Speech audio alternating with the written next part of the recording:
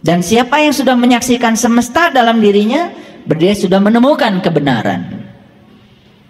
Sehingga ada transisi iman dari ilmu yakin naik menjadi ainul yakin, naik menjadi hakul yakin, dan puncaknya menjadi isbat al yakin. Isbat itu sudah jadi nama hari, namanya Sabtu. Sabtu itu hari isbat, hari keteguhan, harinya orang yang sudah mendapatkan petunjuk. Makanya kita sering salah. Hari Sabtu adalah harinya umat Yahudi. Padahal Yahudi itu bahasa Arab dari kata hadu. Hadu itu orang yang dapat petunjuk. Jadi orang yang dapat petunjuk udah memasuki isbat. Setelah memasuki isbat, jangan keluar lagi dari isbat. Maka siapa yang melanggar hari isbat, ya fi sabti dalam bahasa Quran, maka aku akan jadikan dia kera yang hina.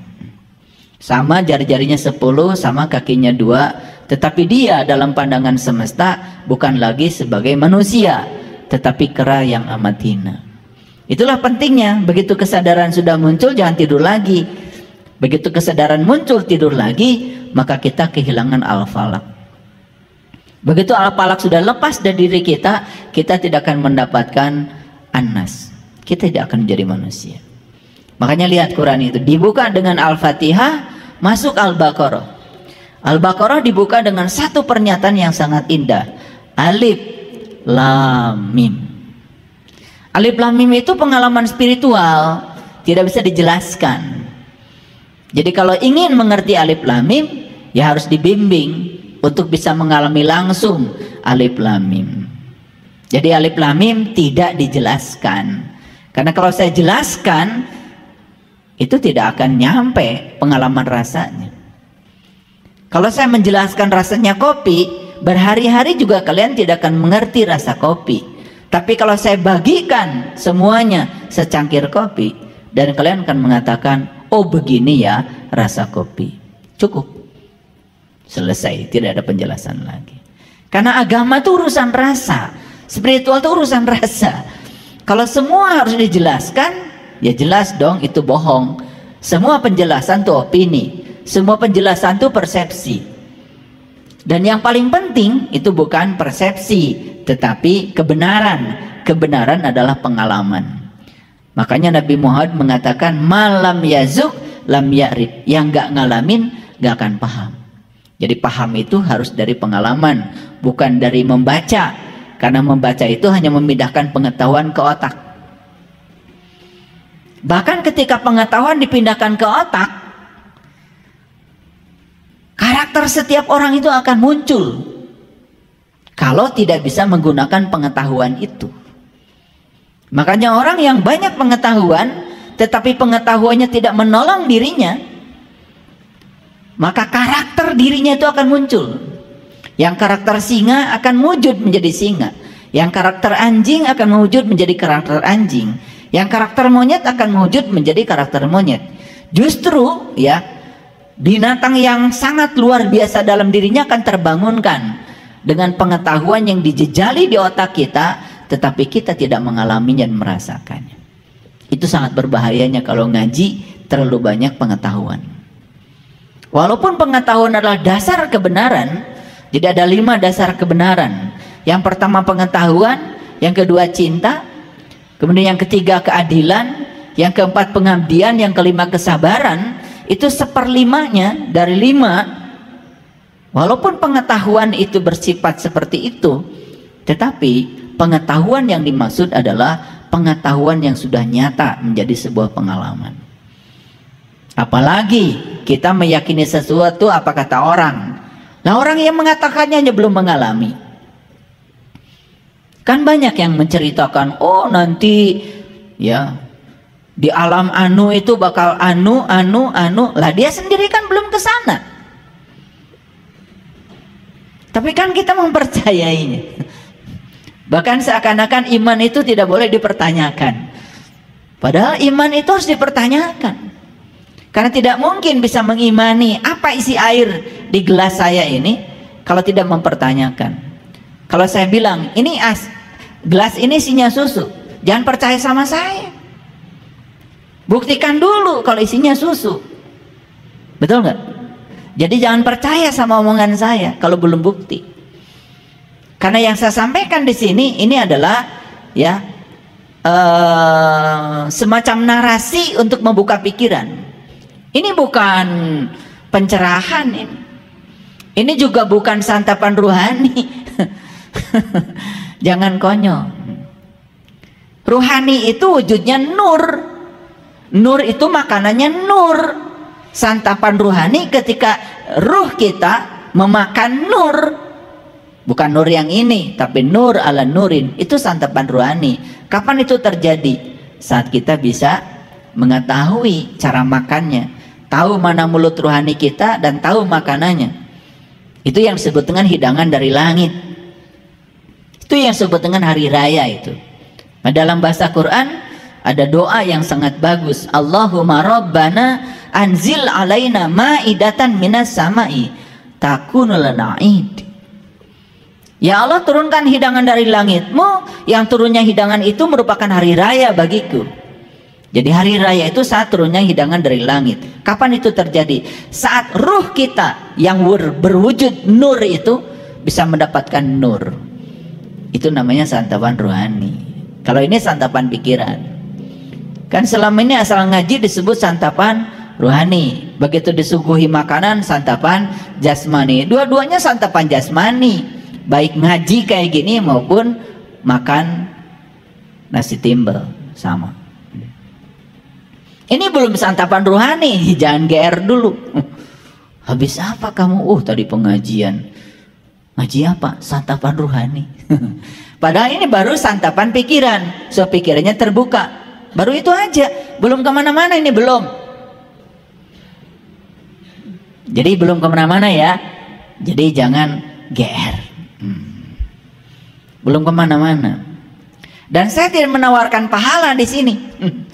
Karena saya tidak punya pahala. Saya juga nggak ngerti pahala itu apa. Saya cuma percaya orang yang datang ke sini karena ingin tahu, ingin berubah, ingin cerdas, ingin waras. Itu aja. Dan saya memberikan kajian ini ya untuk orang-orang yang ingin dewasa. Itu aja. Ingin berubah, ingin bahagia, ingin merdeka hidupnya. Kalau kita ngaji saja ke sini masih mikirin pahalanya apa, satu langkah sekian pahalanya, makanya supaya pahalanya banyak muter-muter dulu sebelum nyampe di sini. Di sini tidak ada tawaran untuk itu. Ya mau ngaji boleh, nggak ngaji juga boleh. Dan saya tidak pernah menawarkan apa-apa, kecuali menawarkan kesadaran. Yuk kita jadi orang sadar, yuk jadi orang yang waras, itu aja. Karena dalam teori motivasi ada 4 jenis motivasi. Motivasi yang paling rendah, melakukan sesuatu karena ada reward. Jadi melakukan sesuatu karena ada iming-iming. Itu motivasi yang paling rendah itu. Motivasi yang kedua adalah punishment motivation. Melakukan sesuatu karena takut ancaman. Itu motivasi yang rendah, dua-duanya sangat rendah. Itu hanya berlaku buat orang-orang yang tidak waras, yang tidak sadar. Yang waras, yang sadar, tentu saja melakukan sesuatu bukan karena ingin sesuatu, melakukan sesuatu bukan karena takut sesuatu, karena need motivation. Ada kebutuhan dalam diri. Tanya sholat kita. Kalau sampai hari ini sholat kita baru sebatas kewajiban, wajib itu dilaksanakan dapat pahala, ditinggalkan dapat siksa. Dua-duanya itu motivasi yang paling rendah. Masih jauh ke ikhlas itu. Jangan bicara ikhlas lah, omong kosong. Kalau Anda sudah bisa sholat karena need, butuh. Saya butuh manunggal bersama Allah. Karena memanunggal bersama Allah rasanya damai luar biasa. Dan di situ saya menemukan kebahagiaan di dalam diri saya yang tidak saya temukan di luar diri saya. Itu sudah need itu. Dan puncaknya motivasi ada love motivation, melakukan sesuatu karena cinta. Maka siapapun yang melakukan sesuatu karena senang pasti berkembang. Jadi kalau para hadirin sekalian datang ke sini karena senang untuk mengumpulkan pengetahuan baru, senang untuk melakukan perubahan diri supaya sudut pandang kita benar, senang berkembang. Maka saya tidak menawarkan pahala pahali, tidak. Saya juga ngerti pahala itu bahasa apa. Karena di Quran tidak ada pahala. Silakan tunjukkan sama saya dari 30 juz Quran, ada nggak di Quran pahala? Gak ada. Di Quran cuman ada falahum ajrun ghairu mamnun. Yang ada tuh ajrun. Ajrun itu bahasa aslinya adalah zarah. Zarah itu artinya adalah zat. Setahu saya, siapapun orang yang melaku guna dalam hidupnya, maka dia akan mendapatkan berkah. Berkah tertinggi bagi orang yang melaku guna dalam hidupnya adalah zatnya Allah. Itulah pahala yang sebenarnya. Kan kita kadang-kadang ngomong itu ngasal ya. Semoga nanti kita dapat pahala. Begitu saya tanya pahala itu apa? Gak ngerti. Sama seperti kita dalam sholat baca ihdinas syiratal mustaqim. Suka baca itu? Apa artinya? Tunjuki aku ke jalan yang lurus. Berarti kamu sedang di jalan apa? Berarti kamu sedang di jalan apa? Di jalan bengkok. Lo minta ditunjukin jalan lurus kan? Berarti sedang di jalan bengkok. Gitu aja, nggak ngaku. Karena kita ngasal kan, tidak pernah mikir gitu. Ihdinas syiratal mustaqim, tunjuki aku ke jalan yang lurus. Berarti kita sadar kalau diri saya sekarang sedang berada di jalan yang bengkok gitu. Sederhananya gini, kalian cari alamat saya. Bingung tuh, udah muter-muter. Kan turun dari mobil, nanya orang. Betul? Kapan kita nanya sama orang, di mana rumahnya Pak Saiful Karim? Kapan nanya gitu? Ketika Anda sedang tersesat. Betul? Kalau nggak tersesat nggak nanya orang kok. Betul atau tidak? Jadi ketika kita baca ihdinas syiratal mustaqim, tunjuki aku ke jalan yang lurus, berarti Anda sedang tersesat. Gitu aja kok. Cuman nggak ngaku. Rasanya kalau udah baca itu soleh aja gitu. Itu kan kesadaran. Cuman kita membaca kalimat itu tanpa kesadaran. Itu aja bedanya. Paham? Doa bukan itu. Doa bukan itu. Doa. Nah sekarang apalagi kalau saya tanya, Siratal Mustaqim itu apa? Saya tanya lagi, tunjuki aku ke jalan yang lurus. Saya tanya, jalan yang lurus itu apa?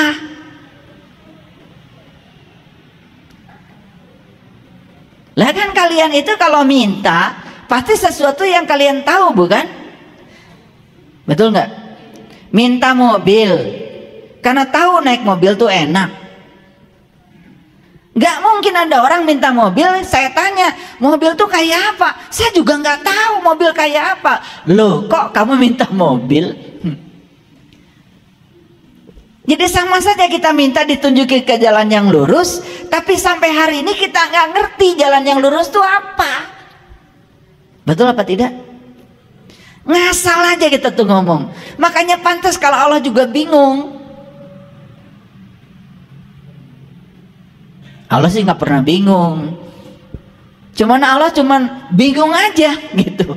Ini maunya apa?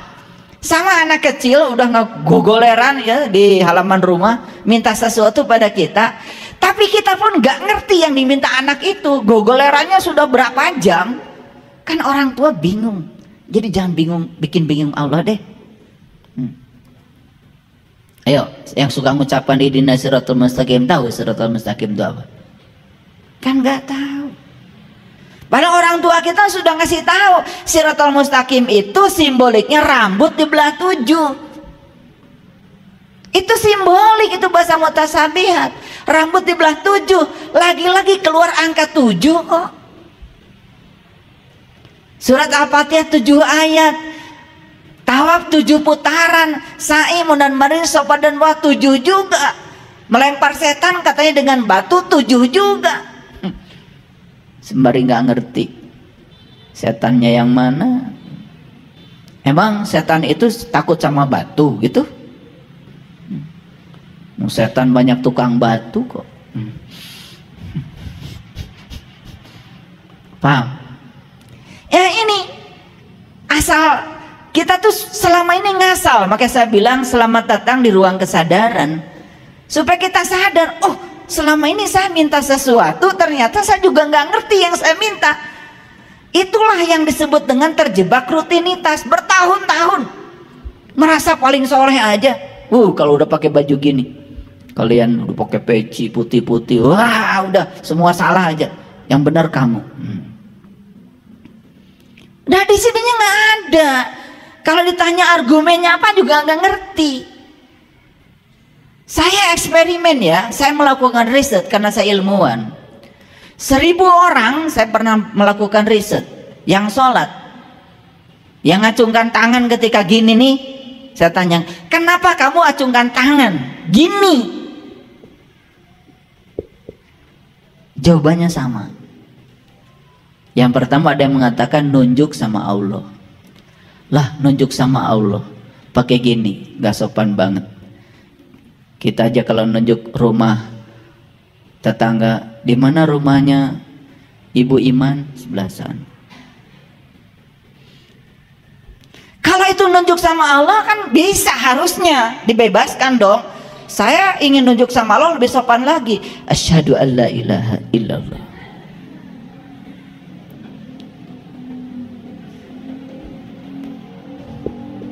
Baru ketawa. Karena selama ini nggak sadar.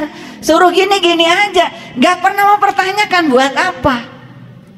Padahal ini luar biasa. Luar biasa. Ada lagi saya tanya di riset saya, nih riset.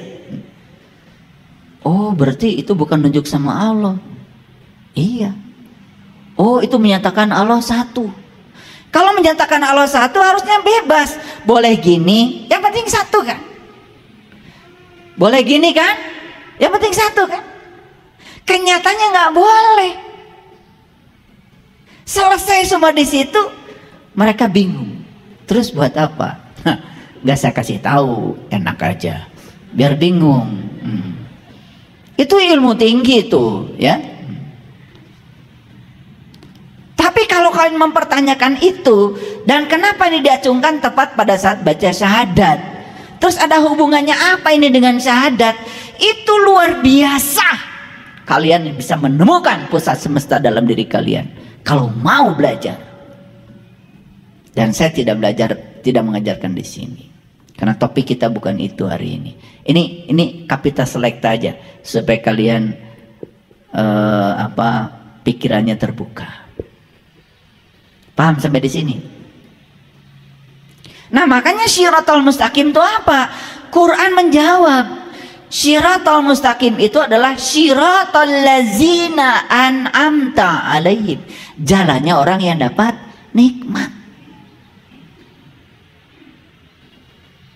Harusnya kan nanya lagi, siapa orang yang dapat nikmatnya Allah? Jangan GR dulu. Rumahmu baru, nikmat.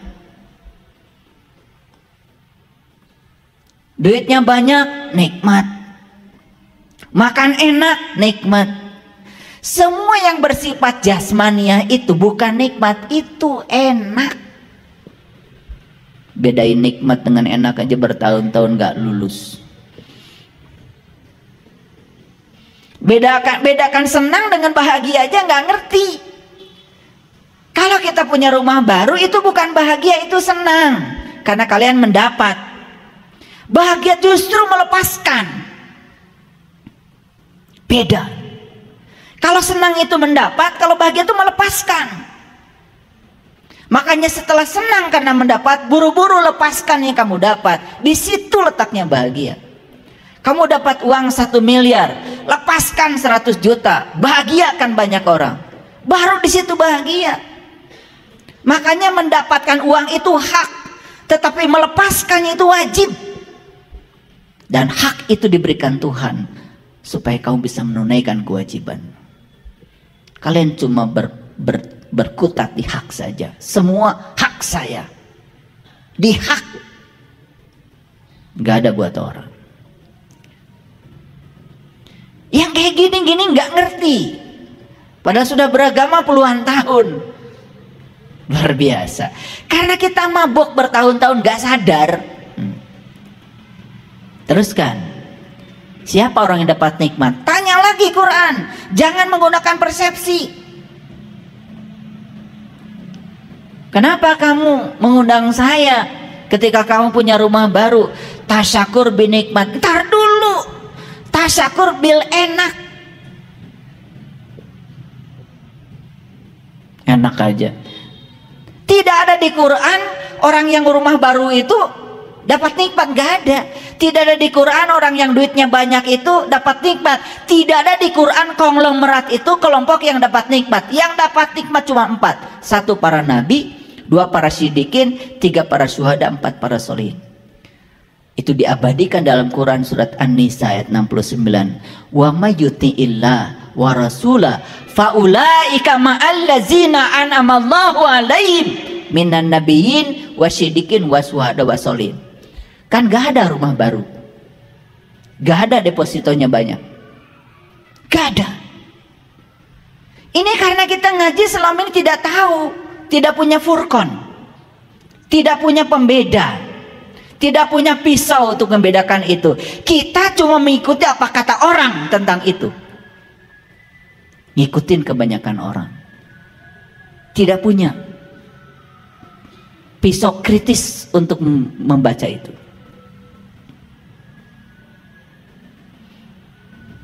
Ayo, saya ajak para sahabat semuanya, yuk kita gunakan kecerdasan yang Allah berikan pada kita. Gunakan pisau itu, gunakan furqan pada diri kita itu pembeda. Makanya kata-kata furqan adanya di mana? Adanya di Quran surat Al-Baqarah. Syahrul Ramadan unzila fihil Quran hudal linnas wa bayyinatin minal huda wal furqan. Furqan itu akan jalan di dalam diri kita kalau kita sudah ketiban Al-Quran. Mana Al-Quran? Al-Quran ada 2, ada Quran yang hadas, ada Quran yang qadim. Ada Quran yang tulisan, ada Quran yang abadi. Yang dibaca para nabi, para rasul bukan yang tertulis, yang tidak tertulis. Zamannya Nabi Muhammad sudah ada Iqra, tapi Nabi Muhammad tidak membaca Quran. Oh, Qurannya belum ada. Apa yang di Iqra? Iqra kitabaka kafa binafsika al-yawma alaika hasiba. Yang dibaca adalah kitab sejati yang ada dalam dirinya.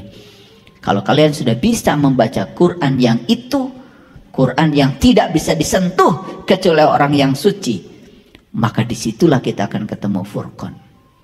Tajam kita bisa melihat mana sampah, mana mutiara, mana debu, mana permata, mana sambah sahaya, mana raja. Tidak bisa dibohongi. Maaf ya, saya apalagi kalau udah mau membantu orang dibuka mata kalbunya, transparan sekali. Siapa kamu? Apa yang kamu lakukan? 1000 tahun yang lalu kamu di mana? Itu tergambar jelas. Jadi furqan itu bisa hidup dalam diri kita kalau kita sudah ketiban Quran sejati. Itu yang harus kita iqra setiap saat.